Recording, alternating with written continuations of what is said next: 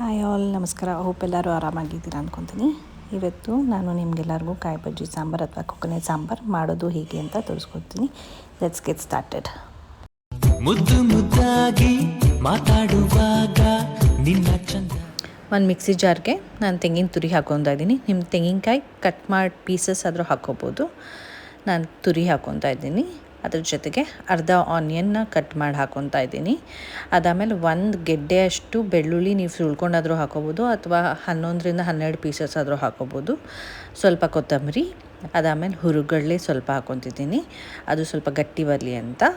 1 spoon ಜೀರಿಗೆ, ಆಮೇಲೆ ಸ್ವಲ್ಪ ಹುಣಸೆಹಣ್ಣು ಮತ್ತು ಸಾಂಬಾರು ಪುಡಿ. ನೀವು ಮನೆಯಲ್ಲಿ ಮಾಡಿರೋ ಸಾಂಬಾರು ಪುಡಿ ಆದರೂ ಹಾಕ್ಕೋಬೋದು, ಅಥವಾ MTR ಸಾಂಬಾರು ಪುಡಿ ಆದರೂ ಹಾಕ್ಕೋಬೋದು, ನಿಮ್ಗೇನು ಕನ್ವೀನಿಯೆಂಟ್ ಅದು.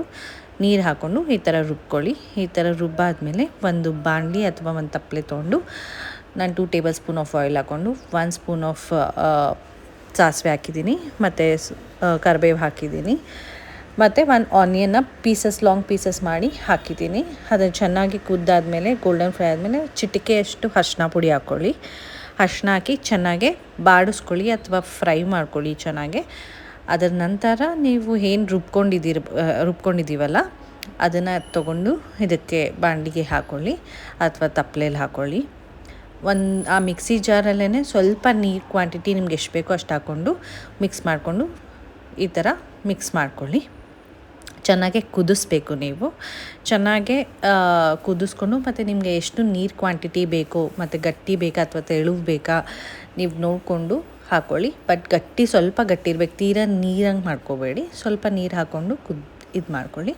ಅದರ ನಂತರ ಎಷ್ಟು ರುಚಿಗೆ ತಕ್ಕಷ್ಟು ಉಪ್ಪು ಹಾಕ್ಕೊಳ್ಳಿ. ರುಚಿಗೆ ತಕ್ಕಷ್ಟು ಉಪ್ಪು ಹಾಕ್ಕೊಂಡಾದ್ಮೇಲೆ ಚೆನ್ನಾಗಿ ಕೈ ಆಡಿಸಿ ಅಥವಾ ಮಿಕ್ಸ್ ಮಾಡ್ಕೊಳ್ಳಿ. ಮಿಕ್ಸ್ ಮಾಡಿದ ನಂತರ ಒಂದು ಲಿಡ್ ಅಥವಾ ತಟ್ಟೆ ತೊಗೊಂಡು ಕ್ಲೋಸ್ ಮಾಡಿ ಒಂದು 15ರಿಂದ 20 ನಿಮಿಷ ಕ್ಲೋಸ್ ಮಾಡಿ. ಈ ಥರ ನೊರೆ ಬರಬೇಕು. ಆಮೇಲೆ ಮಿಕ್ಸ್ ಮಾಡಿ ಸಾಂಬಾರು ರೆಡಿಯಾಗಿರುತ್ತೆ. ಮತ್ತು ನೀವು ಬ್ಯಾಡ್ಗೆ ಅಥವಾ ಗುಂಟೂರಾದರೂ ಹಾಕ್ಬೋದು. ನಮ್ಮ ಹತ್ರ ಇರಲಿಲ್ಲ, ಅದು ಮಿಸ್ ಆಗಿದೆ. Sambar is ready.